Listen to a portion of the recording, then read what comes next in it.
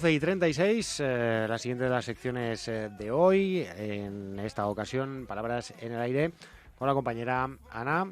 Hola, buenos días. ¿Qué nos tienes preparado? Porque yo la otra vez no estuve, sé que vas a hacer una continuación del anterior, Sí, entonces pues, no sé. La otra vez hicimos novedades frescas para verano, Vale. Evitamos la novela negra, porque claro, es que no sé qué nos pasa al Alba y a mí, que tenemos una fijación, solamente nos apetece novela negra. Ay, bueno, oye. Entonces, bueno, como ya hablamos de todo la semana pasada, bueno, la anterior, pues hoy creo que fundamentalmente vamos a hablar de novela negra.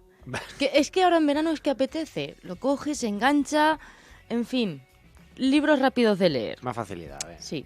Pues adelante. Pero bueno, de todas maneras voy a empezar, bueno, mi compañera Alba hoy no está, pero me ha dado su trabajo, entonces voy a empezar con su parte. Venga. Y para hacer así un poco mix, ¿vale? Es un poco policíaca, pero también es de fantasía, que no se diga. En fin, hablamos de Bridget Collins y que ha escrito La traición de Montberre. Está editada por la editorial Umbriel y bueno, pues os vamos a recomendar un libro que podríamos catalogar como narrativa fantástica con toques románticos. Esta escritora inglesa, Bridget Collins, fue licenciada en Filología en Cambridge y estudió interpretación en la Academia de Música y Arte Dramática de Londres. Y mientras se formaba para ser actriz, pues actuó en numerosas obras de teatro. Después de dejar la academia, Collins empezó a escribir tras realizar trabajos que no le satisfacían, aunque la primera novela que escribió no fue publicada. La segunda, The Traitor Game, sí vio la luz. Desde entonces su trayectoria literaria cuenta con novelas juveniles de éxito, pero fue El encuadernador, que de hecho ya la recomendamos hace 2 o 3 años, su primera novela para adultos, la que marcó la diferencia. Nada más publicarse se convirtió en éxito de ventas, conquistando tanto al público como a la crítica. La obra fue traducida a 11 idiomas. La editorial Umbriel publica su nueva novela titulada La traición de Montberre, de la que paso a leeros la sinopsis.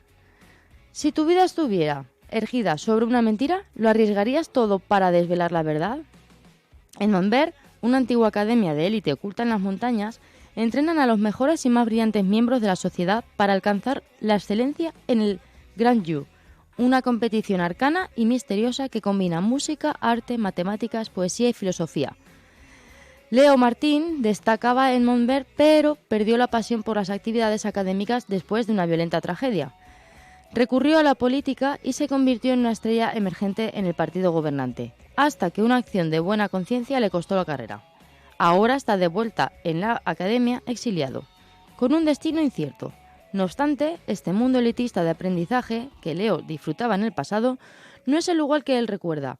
Anteriormente, un bastión exclusivo de hombres, el puesto más prestigioso lo ocupa ahora una mujer, Claire Dryden, también conocida como la magistrada Ludi, la líder del gran juego. Leo siente una extraña atracción por la magistrada, una conexión misteriosa, extrañamente familiar, a pesar de que está seguro de que no se conocen. En fin, que si os gustan las historias originales y sorprendentes, de esas que piensan que va a pasar una cosa y luego sorprenden, os gustará Bridget Collins. Vamos a continuar con otra fantástica de Jennifer Saint, que se llama Electra, también editada por Umbriel. Así continuamos con el género de fantasía de la mano de esta escritora, otra autora británica que creció leyendo mitología griega antigua y desde entonces siente fascinación por las historias que se esconden tras los mitos. Saint estudió literatura clásica en el King's College de Londres. Durante más de una década se dedicó a la enseñanza de inglés en institutos, tiempo que aprovechó para inculcar el amor por la literatura a sus alumnos. Saint terminó decantándose por ser escritora a tiempo completo. En el 21 vio la luz su primera novela, Ariadna, en la que la autora relata el mito de Teseo y el Minotauro desde la perspectiva de Adriana. Su última novela es Electra, publicada por Umbriel, como bien hemos dicho. 3 mujeres atrapadas en una maldición antigua. Cuando Clitemnestra se casa con Agamenón, Agamenón no conoce los rumores insidiosos sobre su linaje, la casa de Atreo. Pero cuando en la víspera de la guerra de Troya, Agamenón la traiciona de la forma más impensable, Clitemnestra debe entregarse a la maldición que ha devastado a su familia. En Troya, la princesa Casandra posee el don de la profecía, pero también carga con su propia maldición. Nadie creerá nunca lo que ella ve. cuando tiene una visión de lo que va a pasar en su querida ciudad, no tiene ningún poder para evitar la tragedia se avecina. Electra, la hija menor, solo desea que su amado padre regrese a la casa de la guerra. ¿Pero podrá escapar de la historia sangrienta de su familia o también su destino está unido a la violencia? De esta forma, la autora recupera a los personajes femeninos de la mitología clásica, dándoles protagonismo al hacer un recorrido por sus vidas para conocer cómo les marcó la guerra de Troya. Continuamos con literatura fantástica, esta vez de la mano de Joe Abercrombie y su sabiduría de las multitudes. Este autor, también inglés, tras el éxito de sus primeras novelas, decidió dedicarse por completo a la literatura. Sin duda, la trilogía de la Primera Ley supuso su presentación al gran público, que acogió con ganas esta serie de literatura fantástica llena de violencia y acción. Desde entonces, Abercrombie ha publicado varias novelas más, siempre dentro de un mismo universo, aunque con estilos diferentes. También ha publicado numerosos relatos en antologías y revistas dedicadas a la literatura de fantasía y ciencia ficción. Su última aproximación al fantástico ha sido la trilogía La Era de la Locura, compuesta por Un poco de odio, El problema de la paz y La sabiduría de las multitudes, todas publicadas por la editorial Alianza de Novelas. Precisamente, os voy a leer el resumen de la última novela de esta trilogía, La sabiduría de las multitudes. Caos, furia, destrucción, el gran cambio ha llegado. Algunos dicen que para cambiar el mundo, primero hay que quemarlo. Esta idea se va a poner a prueba en el crisol de la revolución. Los rompedores y los quemadores se hacen con el poder, y el humo de los disturbios ha sustituido al de las fábricas. Todo ha de someterse a la sabiduría de las multitudes. Un ciudadano Brock ha decidido convertirse en un héroe de la nueva era, y la ciudadana Sabine tiene que reconducir su talento de la búsqueda del beneficio a la mera supervivencia. Orso va a descubrir que cuando el mundo está boca abajo, nadie está en peor posición que un rey. Y en el sangriento norte, Rique y su frágil protectorado se están quedando sin aliados, mientras Calder, el negro, llama a sus fuerzas y trama venganza. El sol de la unión ha caído al barro y en la sombra. Tras las bambalinas, los hilos del despiadado plan del tejedor se van trenzando poco a poco. Un gran desenlace que encaja todas las piezas de la trilogía para ofrecer una sorprendente conclusión a las tramas de todos los personajes. Tal y como confiesa Abercrombie, en sus novelas siempre ha oído de las historias que dividen el mundo en buenos y malos. Sus personajes siempre están en medio camino entre el héroe y el villano, por lo que su obra está entre la línea de George R.R. Martin. Y bueno, vamos a continuar un poquito con literatura fantástica y luego nos vamos a pasar a la novela negra, que tengo también muchas ganas ya de empezar algunas de ellas y recomendároslas. Continuamos con El ladrón de lengua negra, de Christopher Buehlman, que es un escritor y poeta americano, conocido a nivel internacional por su novela Los del otro lado, que quedó finalista en los World Fantasy Awards. Es licenciado en lengua francesa por la Universidad Estatal de Florida, donde se especializó en historia. Autor de diversos títulos de terror, debuta en el género fantástico con su novela El ladrón de lengua negra, publicada por el sello Gammon Fantasy bajo el paraguas de Trini Vergara Ediciones, y de la que os la vamos a leer la sinopsis. Nich-Nak Sanak le debe una pequeña fortuna al gremio de los ladrones, que lo educó en las artes del latrocinio, donde aprendió a forzar cerraduras, luchar con cuchillos, escalar paredes, caer sin hacerse daño, urdir mentiras, tender trampas y un puñado de conjuros bastante discretos. Su deuda lo ha llevado a esconderse en el bosque acechando y listo para asaltar al primer incauto que se cruce en su camino. Hoy, sin embargo, ha elegido la víctima equivocada, Galba, una caballera superviviente de las encarnizadas guerras entre los goblins y leal seguidora de las diosas de la muerte. Está buscando a su reina, desaparecida desde que en una lejana ciudad del norte sucumbiera a los ataques de los gigantes. Una vez frustrado su intento de robo y afortunado por haber escapado con vida, Nish descubre que su destino está ligado al de Galba. Sus enemigos en común y una hueste de amenazas bastante insólitas empujan al ladrón y a la caballera a desembarcarse en un periplo de épicas dimensiones. Deberán luchar contra goblins hambrientos de carne humana y krakens al acecho de las siniestras profundidades. En sus aventuras, el honor es un lujo que no está al alcance de todos.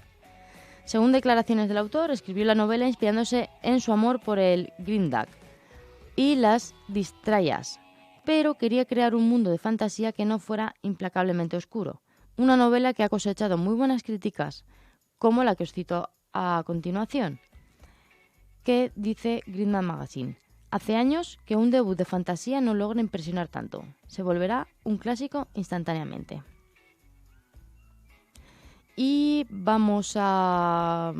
Pues no sé lo que hacer, Rodrigo. No sé si hacer un break de terror o continuar Bueno, con... un poquito de terror. Con la negra, ¿no? Un poquito de terror. También está bien, ¿no? Sí, además seguro que las novelas de terror dan más miedo que las películas de terror de los últimos 10 años. A ver, bueno, yo es que tengo la teoría de que en el género de terror se engloban cualquier cosa sobrenatural. Sí. Pero luego realmente de terror, no sé, yo he leído pocos libros realmente de miedo. De hecho, a mí esa ansia o esa malestar normalmente solamente me lo genera Somoza, José Carlos Somoza. Vaya. Pero el resto, a ver, me gusta, leo mucho terror, Sí, pero no sé, o sea, No consigue- Lovecraft sí tienes un ambiente muy, no sé, que te oprime. Angustioso. Sí, angustioso, pero no terror, no sé. Pero bueno, yo de este libro no he oído hablar nunca. Bueno, Si Alba ha decidido que valía la pena, vamos a ver de qué Venga. trata. Catriona Ward, que es la autora de La pequeña Eve. Está editada por ADN, de Alianza de Novelas. Y bueno, pues esta autora es una autora americana de novelas de terror. Estudió inglés y su trayectoria profesional la inició en el ámbito de la interpretación. Al trasladarse a Londres comenzó a escribir y se formó en escritura creativa. De la mano del sello Runas de Editorial Alianza podemos disfrutar de su libro titulado La pequeña Eve. Una historia de misterio y terror gótico con la que obtuvo el premio Shirley Jackson en 2018 y el premio August Derleth en 2019 a la mejor novela de horror de los British Fantasy Awards. Os leo la sinopsis. ¿Dónde está Evelyn? Ah, ya me acuerdo. Nos quitó los ojos. Día de Año Nuevo, 1921. 7 cuerpos mutilados aparecen en un antiguo círculo de piedras en Al-Nahara, una remota isla escocesa. Son los niños, miembros de un culto gobernado por una sádica figura a quien llaman el tío. La única superviviente, Dina, afirma que los ha asesinado. Eve, que se habría ahogado al intentar escapar. Sin embargo, a medida que nos adentramos en la historia de Eve y Dina, hasta la masacre, va surgiendo una verdad más oscura y extraña. La isla es todo lo que los niños conocen. El tío no permite ningún contacto con el mundo exterior, pero el mundo está en guerra y alcanza incluso a la solitaria comunidad de esta isla. Se trata de un thriller de terror que no sigue una narración lineal, ya que va entremezclando sucesos del pasado, del presente y del futuro, que hace que el lector se adentre más en el misterio y en la historia de cada personaje. En el blog de cafeliterario.com hay una reseña muy buena de esta novela, de la que os leo un fragmento. La autora nos destroza al mismo tiempo que destroza a estos personajes que hemos llegado a conocer tan bien, tirando de todas estas pistas que nos ha ido dejando a lo largo del libro para darnos un final enorme, de los que te dan en la patata y al mismo tiempo provocan escalofríos. Bien, yo creo que sí. Quizá lo podemos descargar, Rodrigo. En fin, ahora necesito ya meter novela negra. ¿Qué se le va a hacer? bueno. Os voy a hablar del caso de Alaska Sanders, de Joel Dicker. Y bueno, pues la verdad es que muy de vez en cuando, ¿no?, en la literatura surge un autor que revoluciona un género y se convierte en referencia absoluta entre los lectores de todo el mundo. Piensa en Stephen King o más recientemente en J.K. Rowling, por ejemplo. Bueno, pues Joel Dicker, Ginebra, 1985, es el siguiente fenómeno. El autor que ha dado un golpe de timón a la novela policíaca para colocarla en el centro del tablero literario y, de paso, en el primer lugar en las listas de bestsellers. Sus historias, hábilmente fragmentadas y plagadas de giros originales, han conectado con un público ávido de entretenimiento y de escapismo en tiempos convulsos. Y Dicker, un autor sin grandes tesis ni filosofías grandilocuentes, sabe proporcionárselo con la maestría de un mago del suspense. Ahora vuelve por sus fueros con el caso de Alaska Sanders. Y si hace una década se vendía como thriller del verano La verdad sobre el caso de Harry Quebert, convertido en fenómeno mundial, el escritor suizo entrega ahora su continuación puntualmente para devolverla bajo la sombrilla. De nuevo, con el escritor Marcus Goldman, que topará con el asesinato de una joven modelo. Sé lo que has hecho. Este es el mensaje encontrado en el bolsillo del pantalón de Alaska Sanders, cuyo cadáver apareció el 3 de abril del 99 al borde del lago de Mount Pleasant, una pequeña localidad de New Hampshire. Es la clave de la nueva y apasionante investigación que, 11 años después de poner entre rejas a sus presuntos culpables, vuelve a reunir al escritor Marcus Goldman y al sargento Perry. En esta ocasión contarán con la inestimable ayuda de una joven agente de policía, Lauren Donovan, empeñada en resolver la trama de secretos que se esconde tras el caso. A medida que vayan descubriendo quién era realmente Alaska Sanders, irán resurgiendo también los fantasmas del pasado, y entre ellos especialmente el de Harry Quebert. Una nueva intriga literariamente adictiva con la estructura en varios tiempos, las de vueltas de tuerca y un ritmo trepidante que son el sello inconfundible de Joel Dicker. Vamos a continuar con Obscuritas, de David Lagerkrantz, editado por Destino. Y bien, es que este autor pues busca un poco salir de la sombra de Stieg Larsson, tras asumir el reto de continuar la saga Millennium de su fallecido compatriota. Aquí presenta una serie propia, protagonizada por el psicólogo bipolar Hans Recke y la policía de origen chilena Micaela Vargas. Ambos afrontan el asesinato de un árbitro de fútbol afgano, refugiado político de los talibanes. Verano de 2003. En Hässelby, a las afueras de Estocolmo, se halla el cuerpo sin vida de un árbitro de fútbol, Giuseppe Costa, padre de uno de los jugadores del último partido en el que ha participado. Es arrestado por el crimen.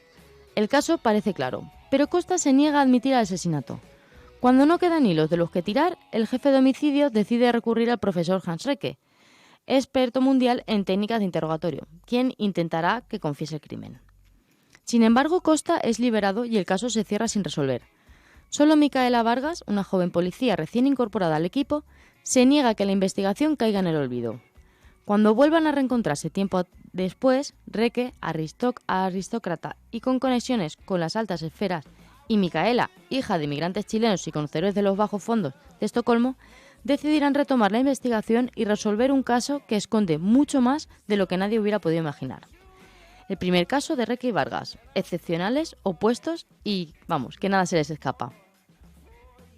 Continuamos con El secreto de Erna, de Alicia García, editado por RBA. Esta escritora, que cultiva distintos géneros, pero sobre todo la novela negra, y bueno, pues aunque es diplomada en ciencias empresariales, sus inclinaciones profesionales se alejan de su titulación universitaria.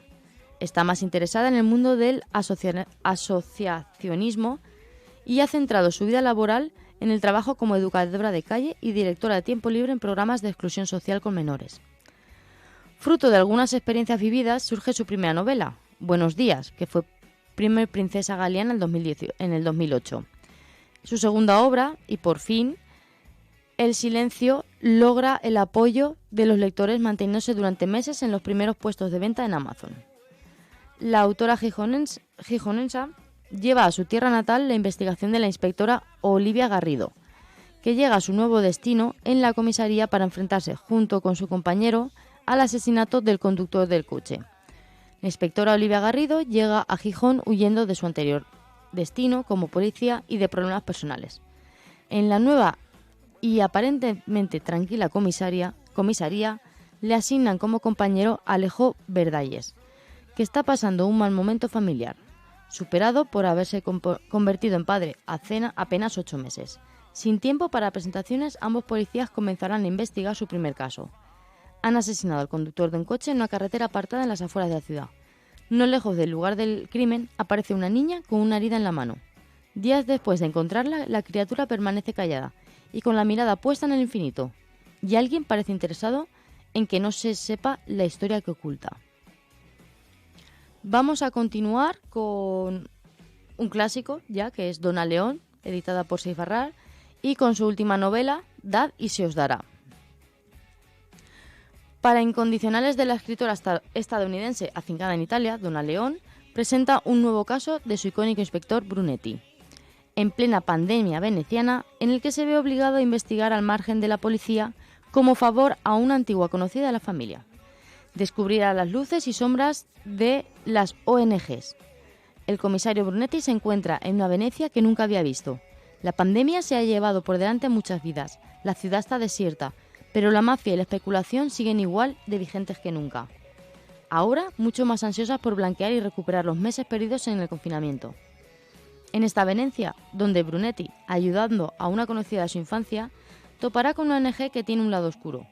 El comisario se toma la investigación como algo personal, recurriendo a favores hasta que destapar el escándalo que derribará una institución valorada hasta entonces como respetable.